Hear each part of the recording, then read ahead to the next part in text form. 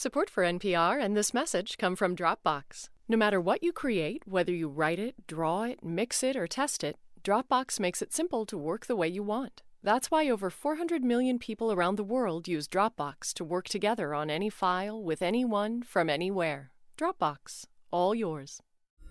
This is the TED Radio Hour. Each week, groundbreaking TED Talks. TED Talks. TED. Technology. Entertainment. Design. Is that really what it stands for? I've never known that. Delivered at TED conferences around the world. The gift of the human imagination. We've had to believe in impossible things. The true nature of reality beckons from just beyond. Those talks, those ideas, adapted for radio. From NPR. I'm Guy Raz. Do you remember what it was like when you were going through it? I remember when I would think, I need to take a shower. This is the writer and psychologist Andrew Solomon. I would think, a shower. Okay, I need to turn the water on. I need to stand under a shower. I need to find the shampoo. I need to put my head back under the water. I mean, I was thinking through every one of those steps the way that you would be thinking things through if you were trying to ascend Mont Blanc and needed, to plan your whole route. And I would think, can I do it? Shower. Can I do it? This is one of the most honest descriptions of what depression is actually like. Simple things like taking a shower or getting out of bed can seem impossible. Andrew Solomon wrote about this in his book, The Noonday Demon, an atlas of depression. And even after he got treatment, he tried to forget about it. Immediately after it happened, I wanted to dissociate myself from that person. Who that person was seemed shameful and bad and like a failure, and I didn't want to think about or be reacquainted with any sort of whiff of failure. You thought of yourself as capitulating, like that you had a weakness. Like you thought the fact that you went to deal with this and go on medication was a sign that you were not tough? Right. I did think that, and now I tend to think that it takes a certain toughness, I suppose. I don't know about toughness. It takes a certain focus on resilience to be able to seek the help that you need and go on and build a worthwhile life. But that's something I can say now that I'm feeling better most of the time. Almost everyone listening right now has probably at some point in life either experienced an emotional or mental breakdown or crisis, or known or loved someone who has. And yet, for something so widespread, you'd think we'd talk about it more. If people were able to talk more openly about these experiences, they would discover that most people's response is not to laugh at them, but to say, oh my God, me too. Even with all the things we know about cognition and memory and decision-making, there are so many things about our minds we don't understand, like where exactly depression and anxiety live in the brain and why, or whether drugs are better than therapy, or if both are best. But there is one thing we do know, and it's that keeping those problems locked up isn't going to get us any closer to finding answers. So on the show today, we're going to do that. We're going to open up, go into our headspace, and hear new ideas from TED speakers about biological and philosophical approaches to our emotional well-being. All of those depressed people who are afraid of the impression they'll make on all of those people they perceive never to have dealt with depression are actually keeping a secret from people who have the same secret from them. Yeah. And all that effort that goes into it could better be spent on recovering. That's writer Andrew Solomon. He'll be back later in the show. First, though, to the story of 23-year-old Alex Generous. It's a story which may make you rethink your assumptions about mental health. Here's Alex on the TED stage. I am a very visual thinker. I think in pictures, not words. You may have noticed that I don't have much inflection in my voice. That's why people often confuse me with a GPS. So this can make basic communication a challenge unless you need directions. So a few years ago, when I started doing presentations, I went to get headshots done for the first time. The photographer told me to look flirty.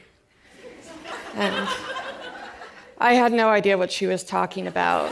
So she said, do that thing, with your eyes when you're flirting with guys. What thing? I asked. Squint. And so I tried, really. I looked like I was searching for Waldo. So, there's a reason for this, as there is a reason that Waldo is hiding. So, okay. I have Asperger's, a high-functioning form of autism that impairs the basic social skills one is expected to display. It's made life difficult in many ways, and growing up, I struggled to fit in socially. My friends would tell jokes, but I didn't understand them. My personality switched from being shy and awkward to being defiant and cursing out a storm. Needless to say, I did not have many friends. I was also hypersensitive to texture. The feel of water on my skin was like pins and needles, and so for years I refused to shower. I can assure you that my hygiene routine is up to standards now. Alex can joke about all this now. It's sort of how she copes with it. But it wasn't easy for her to get to this place. Opening up about what's going on in our minds is hard for anyone, but Asperger's is a condition that, by its definition, makes it really hard to communicate your feelings. And a lot of times there are a lot of incoming feelings that would come that I wouldn't understand where they come from or why they were there. And how I reacted to them varied. And most of the time it was tantrums or meltdowns. And other times I just stood in solitude and felt sad. When Alex was a kid, doctors looked at all these symptoms and they came to a conclusion. Not Asperger's, but bipolar disorder. And that was a misdiagnosis. I keep all of my journals in one drawer at my house from throughout my life. And I opened one that I had when I was 8 years old. And the prompt was, "What do you wish for?" And I wrote, "I wish I didn't have bipolar disease." And I don't think any child should have to be writing that at the age of 8 years old.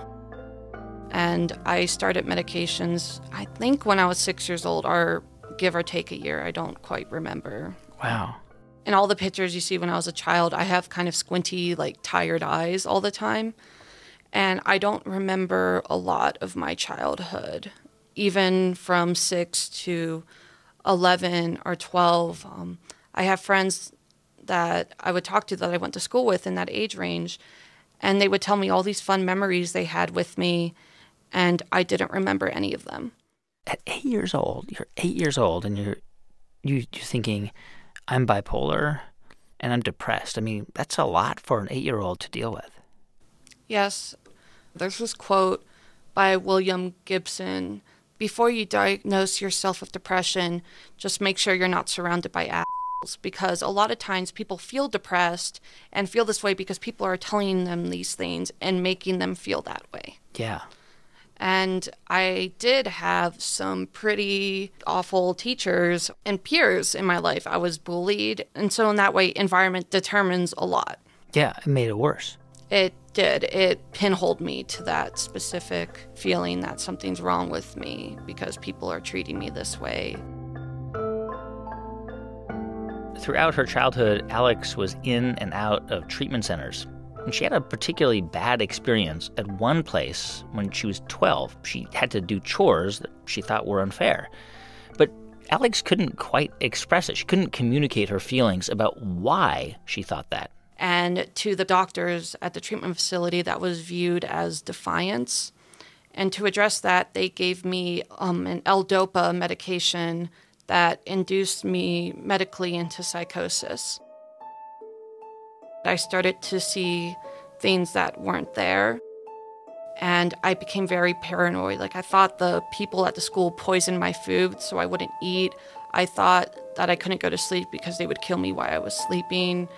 I saw like things come at me, and I thought I had to do certain things in order to live longer, like wear certain colors. It was a very bizarre experience, and it was because of those medications. My family and I developed a code word that I could say to them, and they'd come pick me up, no questions asked. What was the code word?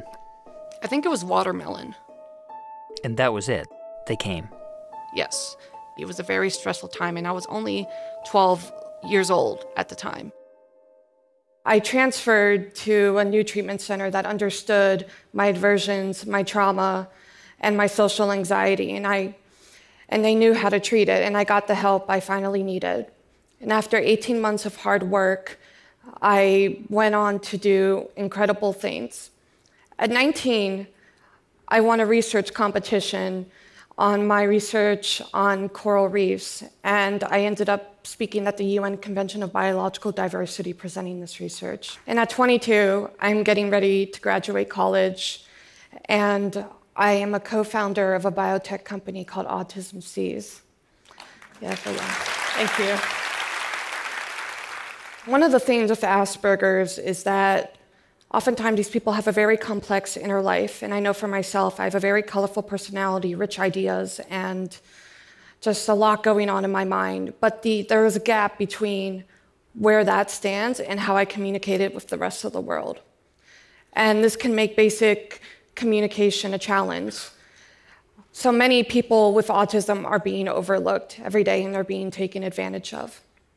My dream for people with autism is to change that, to remove the roadblocks that prevents them from succeeding. You know, it's really incredible to hear how far you've come after what you've been through. I mean, you were a kid that was convinced you were bad and mean and weird because that's how people treated you. But you are a nice person. I mean, you care about people. It's obvious. Thank you. I mean, right? That's how you thought of yourself. I did, and sometimes a lot of my insecurities are based off of that. I'm always questioning if I acted appropriately or if I was too odd or whether that person liked me or not. Like, it doesn't matter how much success you're deemed to have achieved. Sometimes these things are carried with you, and I'm trying to work through it now that I'm aware of it. And you do that by actually interacting with the world with the person you want to be rather than what you think you are. Alex Generous. She's also the co-founder of Autism Seas, where she's working on technologies to help people with autism communicate better. You can see her entire talk at TED.com. Coming up, how fruit flies could reframe the way we think about our mental health. I'm Guy Raz. Our show today, Headspace, and this is the TED Radio Hour from NPR.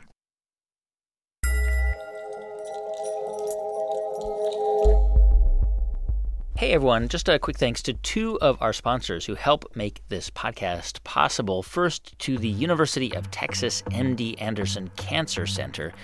Every day, they're confronting cancer through breakthrough treatments, innovative therapies, and the largest cancer clinical research program in the world. And it's all geared to put an end to cancer for good. Their message to cancer is simple. We're out to make you history, cancer.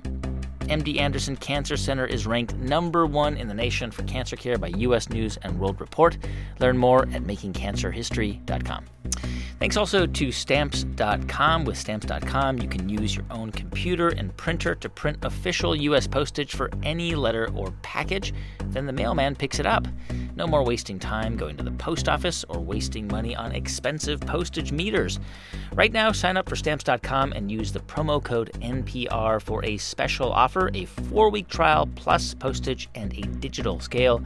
Go to Stamps.com and show your support for our show by clicking on the microphone and typing in NPR. It's the TED Radio Hour from NPR. I'm Guy Raz. Our show today, Headspace, ideas about our approaches to emotional well-being. You know, all of us have family members that have dealt with some aspects of anxiety or, depression, other things, and friends as well. Or us, or we have. That's right. And that's actually what led David Anderson, who's a neurobiologist, to study the connection between the brain's circuitry and our emotions.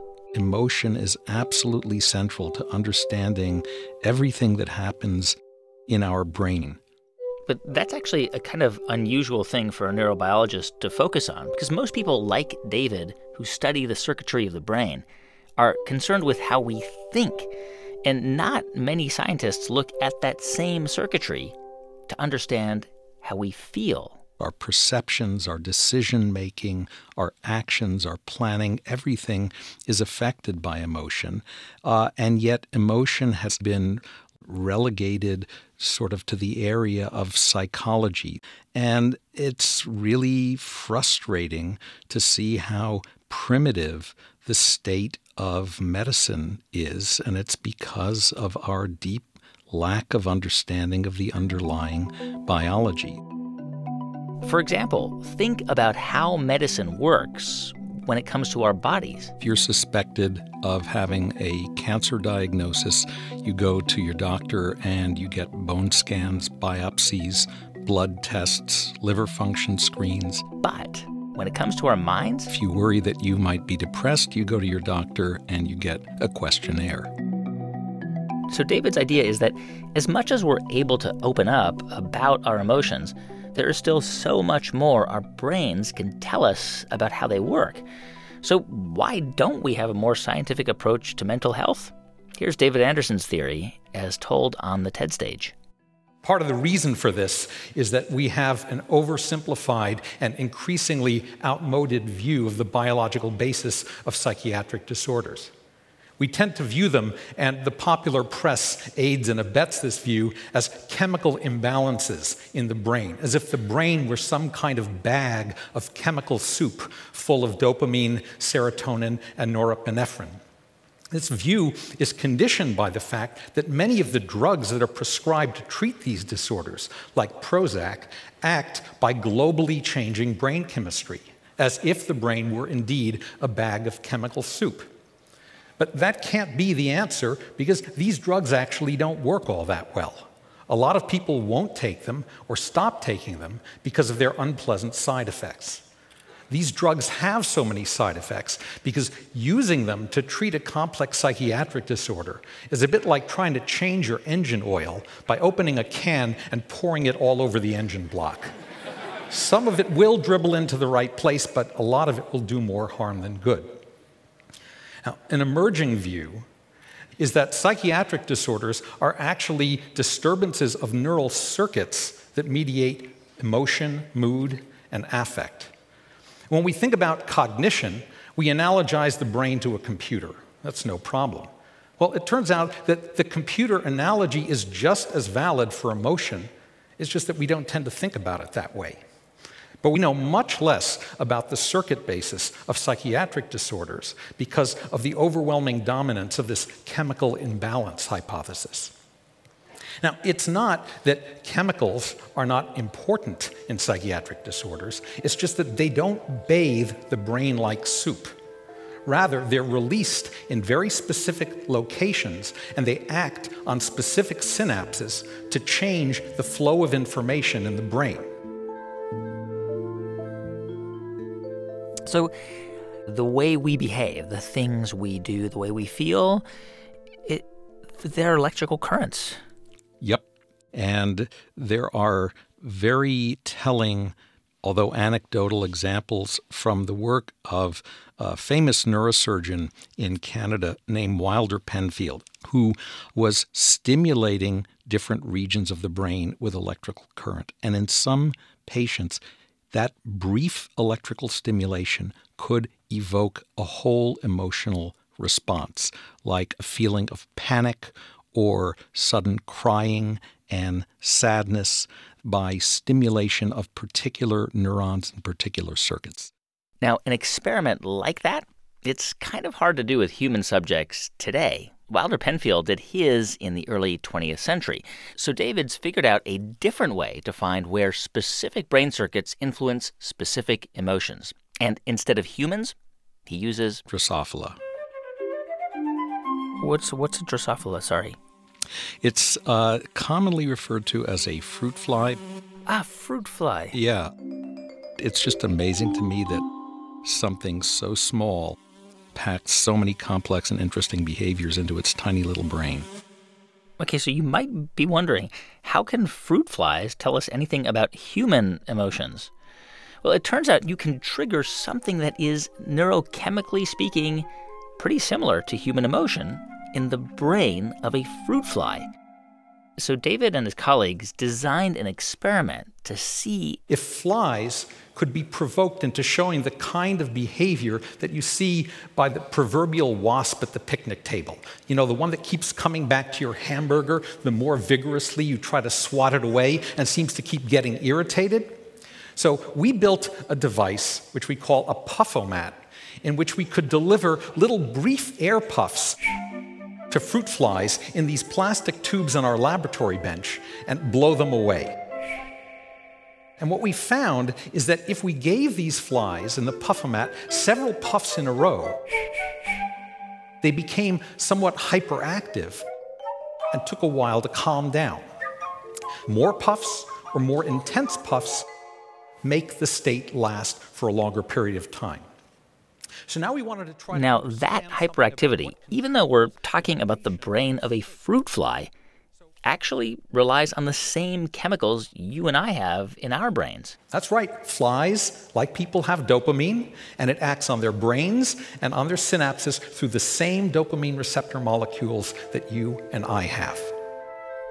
Dopamine plays a number of important functions in the brain, including in attention, arousal, reward, and disorders of the dopamine system have been linked to a number of mental disorders, including drug abuse, Parkinson's disease, and ADHD. Okay, so dopamine functions differently in the brain depending on where in the brain you're talking about. So in some areas, it can make you hyperactive, and in others, it can calm you down. And in order to understand what's going on in a particular disorder like ADHD or depression, we need to understand the where in the brain as well as the what. We can't do that in humans, at least not yet. But in the brains of the fruit flies, we were able to see where in the brain this dopamine receptor was expressed and to find out where that dopamine receptor actually had to function in order to control this calming down.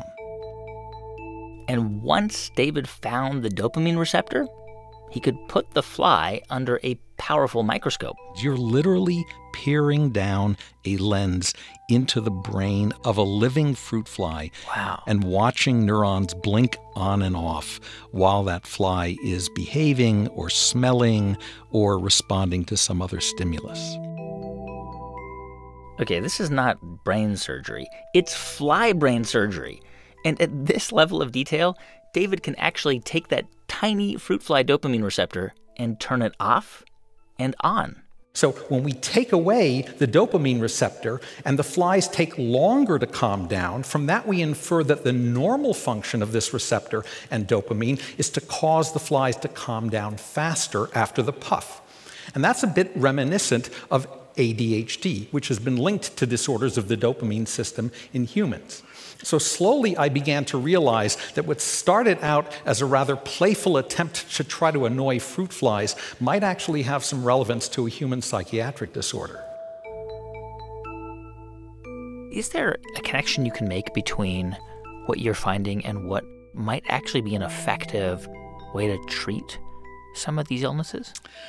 I would say it's a little too early for that. I wish there were, but we are able to identify the genes that are turned on in individual types of neurons, and that might lead to the discovery of new potential drug targets.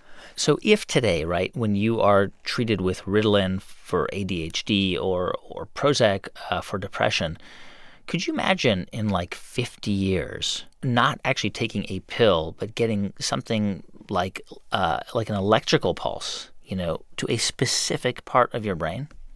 You could imagine getting an electrical pulse, but you could also imagine delivering an electrical pulse to your brain by taking a pill. So technologies are developing now that allow us to activate neurons with chemicals that act on a receptor for the drug, which is genetically targeted to a particular type of neuron. And the pill would only go to the part of the brain where you need it to correct the symptom. To go back to this engine oil analogy, you'd be pouring the oil into the place where the engine oil goes and not just slopping it all over the engine block. That's the dream. David Anderson is a neurobiologist and a professor at Caltech. You can see his full talk at TED.com. On the show today, ideas about how we approach our emotional well-being and why it's important to open up about the feelings we usually want to hide. This is the first time in 18 years I've interviewed somebody named Guy. Really? Well, congratulations. This is Guy Winch. He's an author and a psychologist. Yeah, it's the first time I've been interviewed by someone called Guy, so we're both having firsts. Okay, so kind of a personal question here. Do you ever wake up, and for no particular reason, just feel like really crappy, like terrible, bad about yourself? To be honest with you, I'm a morning person. So I usually wake up in a good mood. I know it's very annoying. Yes, very annoying. I apologize. And he does this by taking care of what he calls his emotional hygiene. And just like most of us will get a cold or a stomach bug or a headache a few times a year, Guy points out that, we also go through periods where our mental health also isn't 100%. And so he's been arguing that we have to take care of our minds just like we do our bodies. Here's Guy Winch on the TED stage. I recently was at a friend's house and their 5-year-old was getting ready for bed. He was standing on a stool by the sink brushing his teeth when he slipped and scratched his leg on the stool when he fell. He cried for a minute, but then he got back up, got back on the stool and reached out for a box of Band-Aids to put one on his cut. Now, this kid could barely tie his shoelaces, but he knew you have to cover a cut so it doesn't become infected, and you have to care for your teeth by brushing twice a day. We all know how to maintain our physical health and how to practice dental hygiene, right? We know it since we were 5 years old. But what do we know about maintaining our psychological health? Well, nothing. What do we teach our children about emotional hygiene? Nothing. How is it we spend more time taking care of our teeth than we do our minds? I mean, when you say hygiene, I'm thinking, like you said, brushing my teeth at night and washing my face. And you're saying that we need to think about what's inside our head a little bit in the same way. Right. And to me, the most obvious example of that is negative self-talk. In other words, we say things to ourselves we would never consider saying to anyone else. That habit of becoming extraordinarily self-critical and self-punitive is about as opposite as emotional hygiene as can be. It is akin to taking a swim in a sea of bacteria when you have a cold. Oh, let's just bathe in this for a bit and see what happens. No one would do that. I once worked with this woman who, after 20 years of marriage and an extremely ugly divorce, was finally ready for her first date. She had met this guy online, and he seemed nice, and he seemed successful, and most importantly, he seemed really into her. So she was very excited. She bought a new dress, and they met at an upscale New York City bar for a drink. 10 minutes into the date, the man stands up and says, "I'm not interested," and walks out. Rejection is extremely painful. The woman was so hurt she couldn't move. All she could do was call a friend. And here's what the friend said. "Well, what do you expect? You have big hips. You have nothing interesting to say. Why would a handsome, successful man like that ever go out with a loser like you? Shocking, right, that a friend can be so cruel. But it would be much less shocking if I told you it wasn't the friend who said that. It's what the woman said to herself. And that's something we all do, especially after a rejection. We all start thinking of all our faults and all our shortcomings, what we wish we were, what we wish we weren't. We call ourselves names, maybe not as harshly, but we all do it. So what can you do to avoid that kind of thing? I mean, if we all do this thing that you're describing in the talk, I mean, how do we stop that voice? So first of all, I say to people when I hear that, I say, what utility do you feel you get out of being so self-critical? What it will do is it will absolutely annihilate your self-confidence. Now, I do agree that in certain situations you do need to go over and look at your culpability or your responsibility or what errors you might have made, but not in a self-critical manner. What I recommend to people is become like a detective. Detectives are impartial, or supposed to be. They just look for clues and facts to conclude things. That's the approach you need to have to look at your mistakes. Be impartial about it. Okay, so aside from, like not talking to yourself in a negative way, what else could we do? I'm actually big on gratitude. I'm grateful every day for my health. I'm grateful every day for my relationships. And anytime you encounter a stumbling block or a failure, you have to remind yourself that you're capable. When I am having a hard time with writing, for example, I will go and I'll reread something I wrote that I really thought was good to remind myself, no, you can actually write well. You just need to figure out how to do this thing well. You have to remind yourself that this is a hurdle. The question is, how do I get around it, not whether I should try. It's a very different way of thinking than why did the hurdle happen to me? Why do hurdles always happen to me? Those are always very unfruitful lines of thought because they actually don't tell you anything about the hurdle. 100 years ago, people began practicing personal hygiene, and life expectancy rates rose by over 50% in just a matter of decades. I believe our quality of life could rise just as dramatically if we all began practicing emotional hygiene.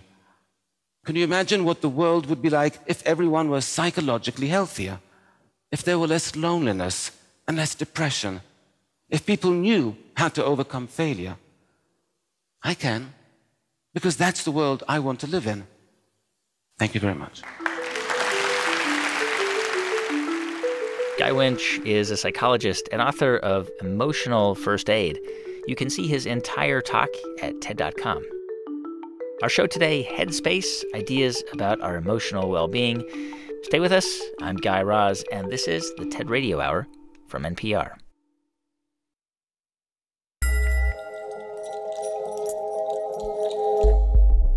Just a quick thanks to two of our sponsors who help keep this podcast going. First, to Citrix GoToMeeting, connecting people and businesses in face-to-face online meetings.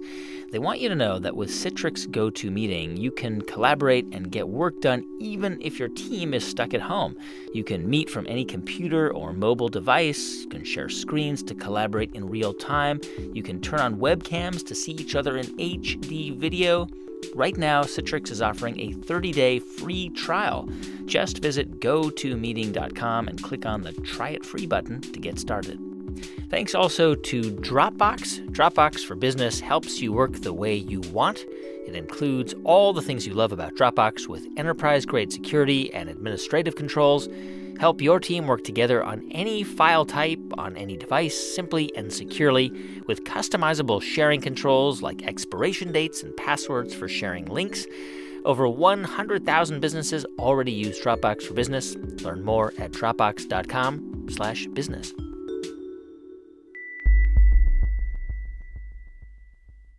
It's the TED Radio Hour from NPR. I'm Guy Raz. And on the show today, Headspace, ideas about our emotional well-being and the problems of the mind, problems we don't always discuss. And earlier in the show, you heard from writer Andrew Solomon and his experience with depression. It started around 1991, right after Andrew found out his mom was dying. And at the time, he'd been living in the UK. So Andrew moved back to the U.S., back to New York, where he was born, to be with her. I moved back in 1991, and then my mother died shortly thereafter, and my first book was published just after that. Before I moved back, a relationship I'd been in that I had thought might be a long-term and permanent one ended rather catastrophically, I think, because I was so emotionally preoccupied with my mother's illness and death. I weathered the storms of 1991 fairly well and got through in reasonably good shape. And then I found over the years that followed that I began to get sort of disconnected. Many years later, after Andrew got his PhD in psychology and then won almost every major award in literature for his writing on depression, he kind of grew to understand that this is how it starts for so many people. It's not like a sudden strike of sadness, but more of a gradual graying out of everything that matters. I went from being full of grief and sorrow to a feeling instead of withdrawal and distance from what was happening to me. What did you notice that was happening inside of you? I often say that the opposite of depression is not happiness but vitality, and I think what began to disappear was vitality. But I was depressed and feeling kind of withdrawn and thinking, well, I feel depressed because there's stuff that's wrong with my life. And anyone who experiences depression automatically thinks, I'm depressed because there are problems in my life, because there are problems in everyone's lives. And initially, you can attach your depression to whatever it is that's gone wrong in your life. And sometimes what's gone wrong in your life is, in fact, what's triggered the depression. I didn't understand how out of proportion it was until I got to the point of really having a breakdown. And that breakdown? Here's how Andrew Solomon described it on the TED stage. Finally, one day, I woke up and I thought perhaps I'd had a stroke because I lay in bed completely frozen, looking at the telephone, thinking something is wrong and I should call for help. And I couldn't reach out my arm and pick up the phone and dial. And finally, after 4 full hours of my lying and staring at it, the phone rang, and somehow I managed to pick it up. And it was my father. And I said, I'm in serious trouble. We need to do something. The next day, I started with the medications and the therapy. I had 2 advantages as I went into the fight. The first is that I knew that, objectively speaking, I had a nice life, and that if I could only get well, there was something at the other end that was worth living for. And the other was that I had access to good treatment. But I nonetheless emerged and relapsed, and emerged and relapsed, and emerged and relapsed, and finally understood I would have to be on medication and in therapy forever. And I thought, but is it a chemical problem or a psychological problem? And does it need a chemical cure or a philosophical cure? And I couldn't figure out which it was. And then I understood that actually the chemical cure and the psychological cure both have a role to play. And I also figured out that depression was something that was braided so deep into us that there was no separating it from our character and personality. Why does it seem like such an important question to us? Is my depression chemical or psychological? I think these are all different vocabularies for the same set of experiences. Anyone who is depressed has different things going on chemically in their brain, and anyone who is depressed is having feelings and sensations that are specific to depression. There are 2 points of confusion. The first is to think that they're 2 different ideas or 2 different experiences that are somehow in competition. Which one is it really? As though it were really one thing when not really the other. But the other is the confusion in which people think that if you can figure out the etiology, the origin of the depression, that dictates the cure. The fact that your depression was triggered by external circumstances doesn't mean that it will be unresponsive to medication. And the fact that your depression has chemical manifestations does not mean it will be unresponsive to conversation or dialogue or talk therapy of some kind. What else do you think that we do not understand or misunderstand about depression?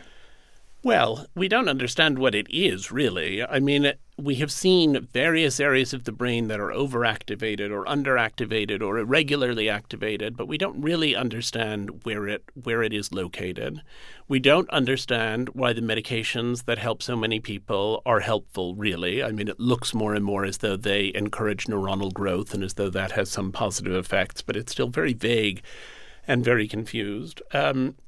We don't understand the relationship between illness and personality. We'd like to say you have a personality, and added to it, as if it were a bacterial invasion, is this illness. And if you take the medication, we get rid of the illness and we're left with your personality.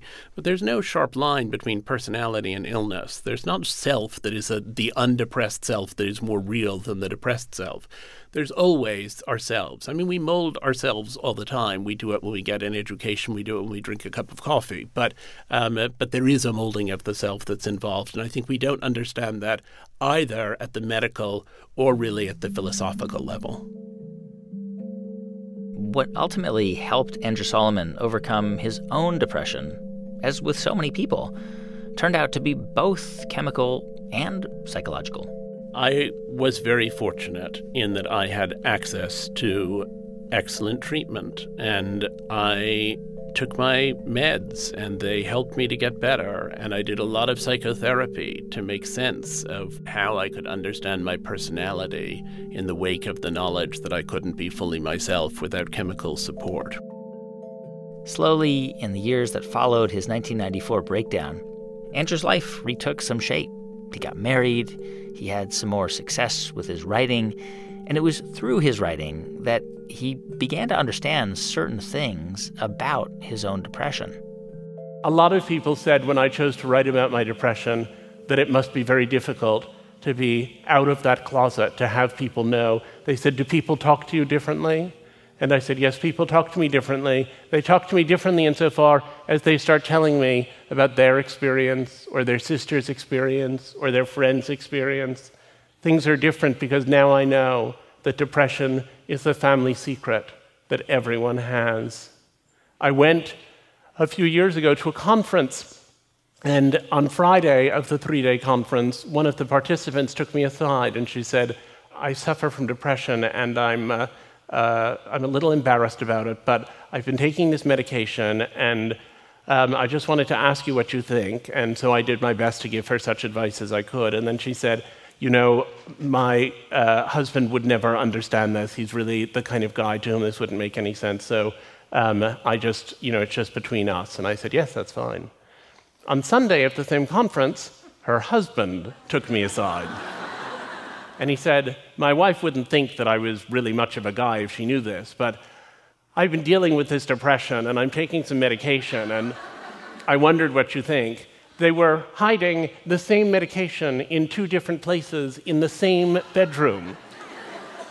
And I said that I thought communication within the marriage might be triggering some of their problems.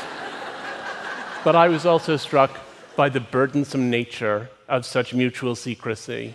Depression is so exhausting. It takes up so much of your time and energy, and silence about it, it really does make the depression worse. We're so secretive about depression.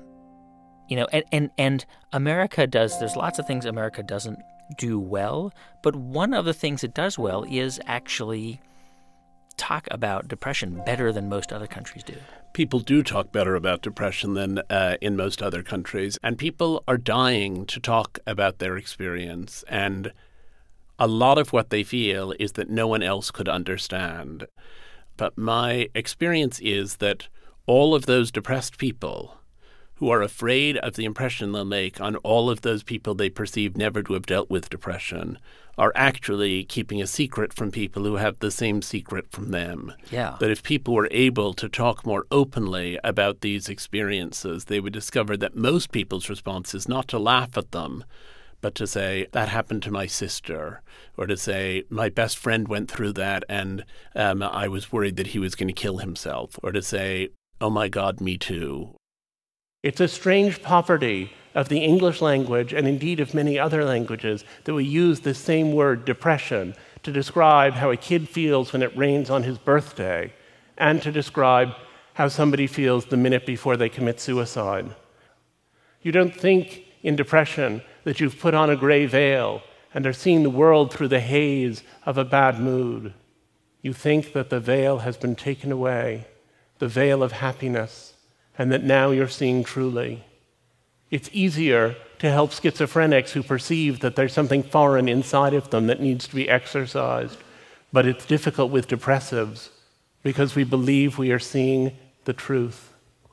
People say to me, well, is it continuous with normal sadness? And I say, in a way, it's continuous with normal sadness. There is a certain amount of continuity, but it's the same way there's continuity between having an iron fence outside your house that gets a little rust spot that you have to sort of sand off and maybe do a little repainting, and what happens if you leave the house for 100 years and it rusts through until it's only a pile of orange dust. And it's that orange dust spot, that orange dust problem, that's the one we're setting out to address. So now people say, you take these happy pills and do you feel happy? And I don't. But I don't feel sad about having to eat lunch, and I don't feel sad about my answering machine, and I don't feel sad about taking a shower. I feel sad about professional disappointments, about damaged relationships, about global warming. Those are the things that I feel sad about now. And I said to myself, well, what is the conclusion? How did those people who have better lives, even with bigger depression, manage to get through? What is the mechanism of resilience? And what I came up with over time was that the people who deny their experience, the ones who say, I was depressed a long time ago, and I never want to think about it again, and I'm not going to look at it, and I'm just going to get on with my life. Ironically, those are the people who are most enslaved by what they have. Shutting out the depression strengthens it. While you hide from it, it grows. And the people who do better are the ones who are able to tolerate the fact that they have this condition. Those who can tolerate their depression are the ones who achieve resilience. What if, depression or anxiety were something like we could just admit, to ourselves, to everyone that we're struggling with, like the way you tell people, don't shake my hand because I have a cold. But I'll tell you the weird thing, or at least a weird thing, which is that when I am well, I have found it manageable, if not easy, to talk openly about these experiences and have had a sense of purposefulness in doing so. And then I get another minor occurrence, and I have to rearrange some things and cancel some plans. And all of a sudden, I'm ashamed again. And I find myself telling people that I had food poisoning, or that I had to stay home because one of the kids was sick, or something like that, because I can't, even having published a book, done a TED Talk, appeared here on the TED Radio Hour now, done all of these other things, I still can't say to people, I'm so sorry, I can't come, but I'm having a depressive episode. It's not too bad. It probably won't last too long. How often does that happen? I don't know, probably every 2 or 3 years I have some little period of relapse. I was once being rather casual about the possibility in the office of the therapist I've now seen for many years, a wonderful psychiatrist. And I was a little offhand about something, and he said, Andrew, in this room, we never forget that you are fully capable of taking the express elevator to the bargain basement of mental health. So I would say it happens once every few years. It's true that Andrew, because he's written and spoken about his depression so much over the years, has a different kind of relationship with his own mental health than you or I might. And it's arguably easier for him to laugh about it and easier for him to talk about it. But he still believes that every single person has the ability to build meaning from even the darkest places our minds can sometimes take us. The question is not so much of finding great meaning and deciding your depression has been very meaningful. It's of seeking that meaning and thinking when it comes again, this will be hellish, but I will learn something from it. I had learned in my own depression how big an emotion can be, how it can be more real than facts. And I have found that that experience has allowed me to experience positive emotion in a more intense and more focused way. The opposite of depression is not happiness, but vitality. And these days, my life is vital, even on the days when I'm sad. And I have discovered something inside of myself that I would have to call a soul, that I had never formulated until that day 20 years ago when hell came to pay me a surprise visit. I think that while I hated being depressed and would hate to be depressed again, I found a way to love my depression. I love it because it has forced me to find and cling to joy.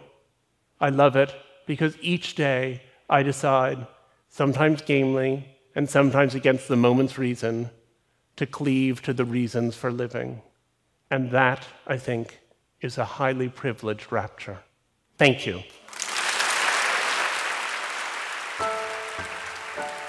Writer and psychologist Andrew Solomon. His book about depression is called The Noonday Demon.